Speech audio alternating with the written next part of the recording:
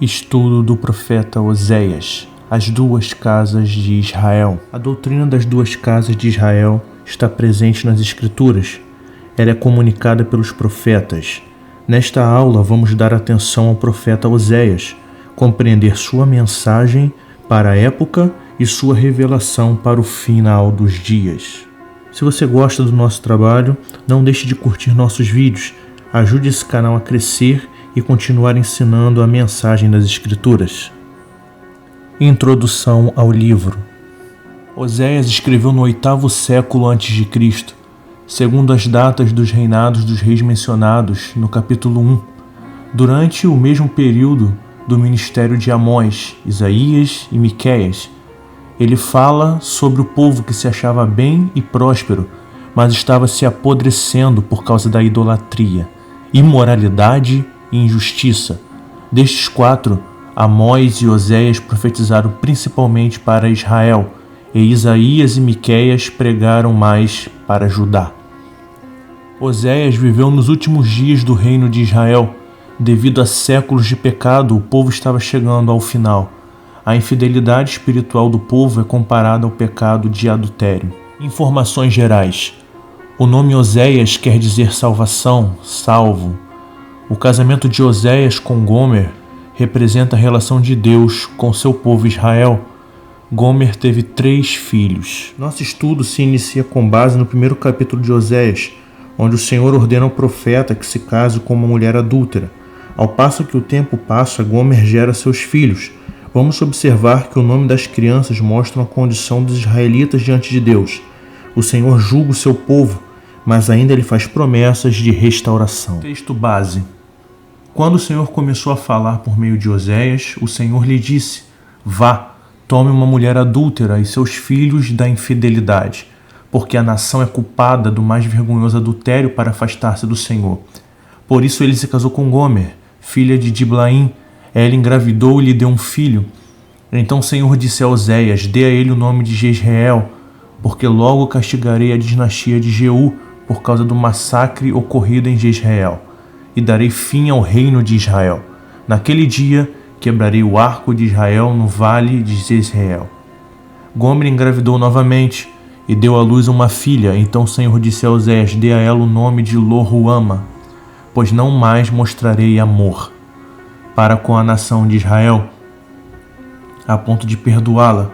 Contudo, tratarei com amor a nação de Judá, e eu lhes concederei vitória, não pelo arco, pela espada ou por combate, nem por cavalos e cavaleiros, mas pelo Senhor, o seu Deus. Depois de ter desmamado Lo-ruama, Gomer teve outro filho. Então o Senhor disse: Dê a ele o nome de Lo-ami, pois vocês não são meu povo, e eu não sou seu Deus. Contudo, os israelitas ainda serão como a areia da praia, que não se pode medir nem contar. No lugar onde se dizia a eles: Vocês não são meu povo, eles serão chamados filhos do Deus vivo. O povo de Judá e o povo de Israel serão reunidos, e eles designarão para si um só líder, e se levantarão da terra, pois será grande o dia de Jezreel. Vamos recapitular o significado dos nomes. Oséias, salvo ou salvação. Gomer, completo, perfeito, acabado, finalizado. Jezreel, Deus semeia, Deus espalha. Lo-ruama, sem compaixão, desfavorecida, não amada. Lo-ami, não meu povo. É importante dizer que a restauração do povo de Deus está ligada ao seu rei, que virá nos últimos dias. Vemos na profecia o nome de Davi, o amado, que aponta para o futuro rei davídico, o Messias, o Senhor Jesus Cristo. O texto de Oséias, capítulo 2, versículos 14 a 23, vai dizer o seguinte: Portanto, agora vou atraí-la, vou levá-la para o deserto e vou falar-lhe com carinho. Ali devolverei a ela as suas vinhas e farei do vale de Acor uma porta de esperança. Ali ela me responderá como nos dias de sua infância, como no dia em que saiu do Egito. Naquele dia, declara o Senhor, você me chamará meu marido, não me chamará mais meu Senhor. Tirarei dos seus lábios os nomes dos Balaíns, seus nomes não serão mais invocados. Naquele dia farei em favor deles um acordo com os animais do campo, com as aves do céu e com os animais que rastejam pelo chão, arco, espada e guerra, eu os abolirei da terra, para que todos possam viver em paz. Eu me casarei com você para sempre, e me casarei com você com justiça e retidão, com amor e compaixão. Eu me casarei com você com fidelidade, e você reconhecerá o Senhor. Naquele dia eu responderei, declara o Senhor. Responderei aos céus, e eles responderão à terra. E a terra responderá ao cereal, ao vinho e ao azeite. E eles responderão a Jezreel: eu a plantarei para mim mesmo na terra. Tratarei com amor aquela que chamei não amada. Direi àquele chamado não meu povo: você é meu povo. E ele dirá: tu és o meu Deus. De fato, essa profecia é fantástica. Deus revela totalmente o seu plano de salvação, o seu plano de restauração, de renovo para com o seu povo. No decorrer desse estudo, no decorrer dessa aula, a gente vai ver que Deus, ele retrata o povo de Israel e os gentios, e Deus os reúne em um só corpo, que é a igreja. Nós vamos ver que Deus, ele trabalha de forma extraordinária, magnífica, e até mesmo a ressurreição é tratada aqui na figura de Jezreel. Israel será um e terá somente um rei. Oséias capítulo 3, versos 4 e 5. Pois os israelitas viverão muitos dias sem rei e sem líder, sem sacrifício e sem colunas sagradas, sem colete sacerdotal e sem ídolos da família. Depois disso, os israelitas voltarão e buscarão o Senhor, o seu Deus, e Davi, o seu rei. Virão tremendo atrás do Senhor e das suas bênçãos nos últimos dias. As duas casas de Israel. Qual a origem das tribos de Israel? A divisão dos reinos, quando a terra foi dividida em Reino do Norte e Reino do Sul. E vamos ver também nessa parte da aula a profecia de Israel, o patriarca e a plenitude dos gentios. Primeiramente, vamos observar as 12 tribos de Israel. Primeiramente, nós temos aqui Abraão. A partir dele que nós vamos contar a descendência até as 12 tribos.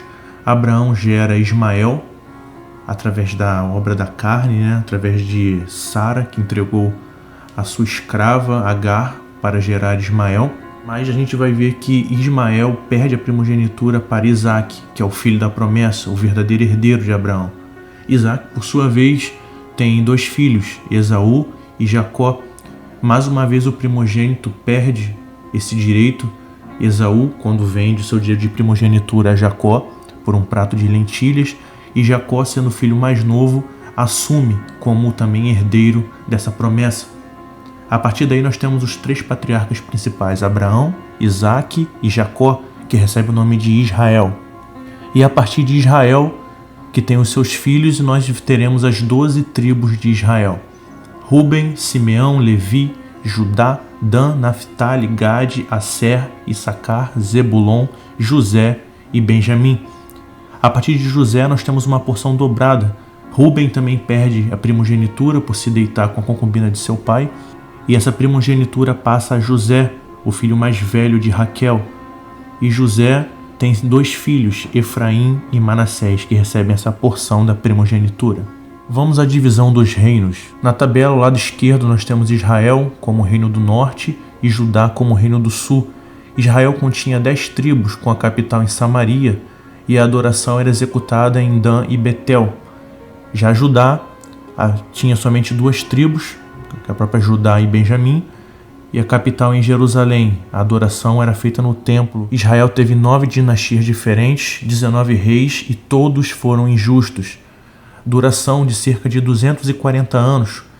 A queda do Império de Israel foi pela Síria em 722 a.C. pelo rei Salmaneser. Já o Reino do Sul teve uma dinastia no governo, a dinastia davídica, 19 reis e uma rainha. Dentre esses monarcas, alguns foram justos e outros injustos.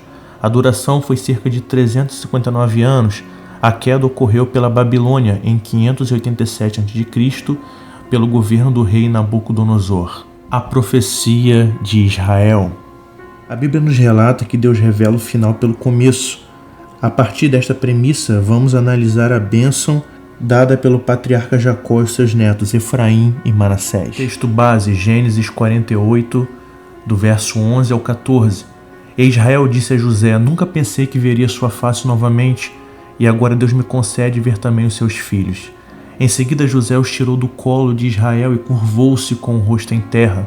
E José, tomando os dois, Efraim à sua direita, perto da mão esquerda de Israel, e Manassés à sua esquerda, perto da mão direita de Israel, e os aproximou dele.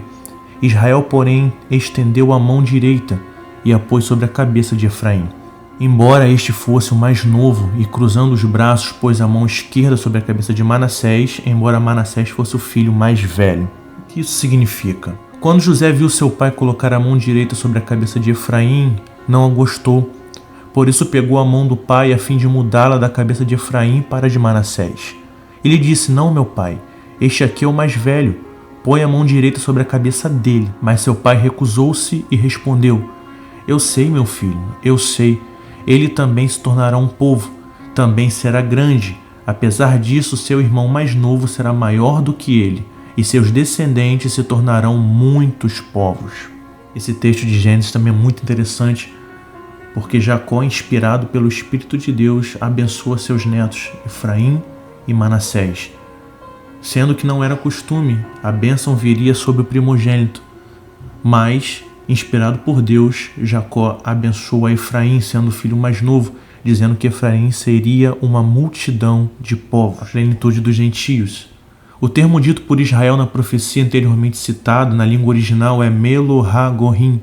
Melo significa plenitude, o artigo Ha significa das e a palavra Gorim significa nações, gentios, estrangeiros.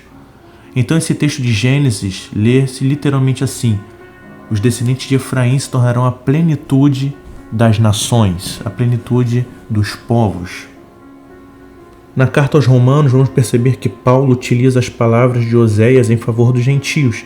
Israel esteve endurecido até que chegasse à plenitude das nações ou dos gentios, mas, ao final de todo este processo de restauração, o Israel de Deus estará salvo, pois é fato de que de Sião sairá o Redentor que desviará de Jacó as impiedades. Deus tem um povo especial e de boas obras. Este povo está unido pela cruz e possui um único pastor. É importante ressaltar esses textos de Romanos 9 para entendermos como a profecia de Oséias é vista pelo apóstolo Paulo. É muito importante salientar isso. Toda a instrução do Antigo Testamento vai ser revelada no Novo. O Antigo Testamento é a sombra e o Novo Testamento é a realidade, é a revelação. Romanos capítulo 11 também vai falar sobre isso. Afinal de contas, se você foi cortado de uma oliveira brava por natureza e de maneira antinatural, foi enxertado numa oliveira cultivada, quanto mais serão enxertados os ramos naturais em sua própria oliveira. Irmãos, não quero que ignorem este mistério. Preste atenção, irmão, olha só. Para que não se tornem presunçosos, Israel experimentou um endurecimento em parte, até que chegasse à plenitude dos gentios. Olha só a referência ao que acontece em Gênesis, a plenitude das nações, o que Israel fez ao abençoar Efraim. E assim todo Israel será salvo, como está escrito: virá de Sião o Redentor que desviará de Jacó a impiedade. Unidos pela cruz de Cristo. Um povo eleito. Um povo unido e indivisível. Um só pastor. Veja o que Pedro vai falar sobre isso. Vocês, porém, são geração eleita, sacerdócio real e nação santa, povo exclusivo de Deus, para anunciar as grandezas daquele que os chamou das trevas para a sua maravilhosa luz. Antes, vocês nem sequer eram povo, referência ao profeta Oséias, mas agora são povo de Deus. Não haviam recebido misericórdia, mas agora a receberam. Essa revelação do Israel de Deus está muito evidente no texto de Efésios 2, onde Paulo afirma que Cristo, por seu sangue, reuniu os dois povos, judeus e gentios, em um corpo, ou seja, a igreja. Corpo este indivisível, onde Cristo é a cabeça, sendo o fundamento a doutrina dos apóstolos e dos profetas. João capítulo 10, versículos 14 a 16 vai dizer sobre Jesus sendo esse único pastor. Eu sou o bom pastor, conheço as minhas ovelhas e elas me conhecem. Assim como o Pai me conhece e eu conheço o Pai, e dou a minha vida pelas ovelhas, tenho outras ovelhas que não são deste aprisco. Deus está fazendo uma referência ali à região de Israel, ao povo que está ali. É necessário que eu as conduza também. Elas ouvirão a minha voz e haverá um só rebanho e um só pastor. Assim como a profecia de Oséias diz. O Espírito de Deus revelou aos profetas a mensagem do Senhor. Por isso vamos comparar o que foi dito por Jeremias e Ezequiel com a mensagem de Oséias e a revelação de Jesus também através do apóstolo João. Vejamos o que está escrito em Jeremias. Estão chegando os dias, declara o Senhor, quando farei uma nova aliança com a comunidade de Israel e com a comunidade de Judá. Não será como a aliança que fiz com seus antepassados, quando os tomei pela mão para tirá-los do Egito, porque quebraram a minha aliança, apesar de eu ser o Senhor deles. Assim diz o Senhor. Esta é a aliança que farei com a comunidade de Israel depois daqueles dias, declara o Senhor. Porei a minha lei no íntimo deles e a escreverei nos seus corações. Serei o Deus deles e eles serão o meu Deus. Olha só o que Oséias está dizendo aqui em Jeremias. A mesma mensagem. Ninguém mais ensinará ao seu próximo nem ao seu irmão, dizendo, conheça o Senhor, porque todos eles me conhecerão, desde o menor até o maior, diz o Senhor, porque eu lhes perdoarei a maldade e não me lembrarei mais dos seus pecados. O que também foi dito em Oséias. Assim diz o Senhor, aquele que designou o sol para brilhar de dia, que decretou que a lua e as estrelas brilhem de noite, que agita o mar, para que as suas ondas rujam, o seu nome é o Senhor dos Exércitos. Somente se esses decretos desaparecerem de diante de mim, declara o Senhor, deixarão os descendentes de Israel de ser uma nação diante de mim para sempre. Assim diz o Senhor, se os céus em cima puderem ser medidos, e os alicerces da terra embaixo puderem ser sondados, então eu rejeitarei os descendentes de Israel por causa de tudo o que eles têm feito, diz o Senhor. Deus também traz a mesma mensagem no profeta Ezequiel. Esta palavra do Senhor veio a mim, filho do homem, escreva num pedaço de madeira pertencente a Judá e aos israelitas, seus companheiros. Vê as duas casas. Depois escreva outro pedaço de madeira, vara de Efraim, pertencente a José, e a toda a nação de Israel, os seus companheiros. Junte-os numa única vara, para que se tornem uma só em sua mão. Quando os seus compatriotas lhe perguntarem, você não vai nos dizer o que isso significa? Diga-lhes, assim diz o soberano Senhor, vou apanhar a vara pertencente a José, que está na mão de Efraim, e as tribos israelitas, seus companheiros, e juntá-la com a vara de Judá, fazendo delas um único pedaço de madeira, e elas se tornarão uma só na minha mão. O Senhor está juntando o seu povo, o Senhor está juntando Judá e Efraim, o Senhor está juntando os judeus e os gentios em um só corpo. Ainda em Ezequiel capítulo 37, eu os farei uma única nação na terra, nos montes de Israel haverá um único rei sobre todos eles, olha só. E eles nunca mais serão duas nações, nem estarão divididos em dois reinos. Não se contaminarão mais com seus ídolos e imagens detestáveis, nem com nenhuma de suas transgressões, pois eu os salvarei de todas as suas apostasias pecaminosas e os purificarei. Eles serão o meu povo e eu serei o seu Deus. Mensagem do profeta Oséias. O meu servo Davi será rei sobre eles, e todos eles terão um só pastor. Quem é o rei davídico? Quem é o rei descendente de Davi? Quem é o rei amado? É Jesus Cristo. Eles seguirão as minhas leis e terão cuidado de obedecer aos meus decretos. Viverão na terra que dei ao meu servo Jacó, a terra onde os seus antepassados viveram. Eles e os filhos dos seus filhos viverão ali para sempre. E o meu servo Davi será o seu líder para sempre. Farei uma aliança de paz com eles, e será uma aliança eterna. Eu os firmarei e os multiplicarei, e porei o meu santuário no meio deles para sempre. Minha morada estará com eles. Eu serei o seu Deus e eles serão o meu povo. Então, quando o meu santuário estiver entre eles para sempre, as nações saberão que eu, o Senhor, santifico Israel. Incrível, incrível. O Senhor fala totalmente a mesma mensagem em Oséias, a mesma mensagem em Jeremias, a mesma mensagem em Ezequiel. O Senhor levanta um rei que governará eternamente. E através desse rei, Deus se manifesta. Ele é o nosso Deus e nós nos tornamos seu povo. Agora, vamos ver o que diz em Apocalipse 21. Então vi um novo céu e uma nova terra, pois o primeiro céu e a primeira terra tinham passado, e o mar já não existia. Vi a cidade santa, a nova Jerusalém, que descia do céu da parte de Deus, preparada como uma noiva adornada para o seu marido. Ouvi uma forte voz que vinha do trono e dizia: agora o tabernáculo de Deus está com os homens, com os quais ele viverá. Olha o santuário de Deus com os homens, assim como profetizou Ezequiel. Eles serão o seu povo, o próprio Deus estará com eles e será o seu Deus. Todos os profetas estão falando sobre isso, irmãos. O vencedor herdará tudo isto, e eu serei o seu Deus e ele será o meu filho. Essa é a promessa para o vencedor. Essa é a promessa para aquele que permanece até o final, que continua servindo a Jesus Cristo, fiel e verdadeiramente. De tudo que vimos nesse estudo, a conclusão é o seguinte: Cristo voltará e ajuntará os seus escolhidos de todas as nações, sendo eles judeus e gentios, representados em Judá e Efraim. Ele reinará para sempre, e todos os seus servos reinarão juntamente com ele, e estarão de forma gloriosa unidos a Cristo, eternamente na figura do casamento glorioso do Senhor e sua igreja. Obrigado por ficar até aqui. O seu like e inscrição são muito importantes para que esse canal continue atuando. Comente o que achou do vídeo e compartilhe a mensagem do Senhor. Um forte abraço a todos.